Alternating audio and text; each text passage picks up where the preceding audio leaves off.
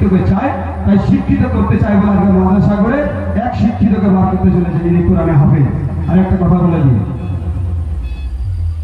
পুরো দুনিয়ায়, পুরো তাম দুনিয়ায় যত ধর্ম আছে, যত ধর্ম আছে, এমন কোন ধর্ম নেই যে ধর্মতে তাদের গ্রন্থবলিটাকে, তাদের কিতাবটাকে কোন ধর্ম মুখস্থ করতে পারেনি আজ পর্যন্ত। যদি একটা কেউ থাকে আমাকে সবুজ দিয়ে দেবে, আমি রোজই আসবো, এখানে সবসময় আসবো, যতদিন দিলুভাই থাকবে বললে আসবো, সেদিকে আমাকে প্রমাণ দিয়ে দেবে। কোন ধর্মের গ্রন্থবলি এমন কেউ নেই যে মুখস্থ করে আছে, কিন্তু একমাত্র ইসলাম ধর্মে হাজার হাজার কোটি কোটি পাবে যে কোরআন যদি পুড়ে ছাড়কার হয়ে যায়, কাল যদি জলে ভেসে তছনছ হয়ে যায়, আবার কোরআন গোড়া থেকে লেখা হবে। কারণ কোরআন সিনায় জমা রেখেছে।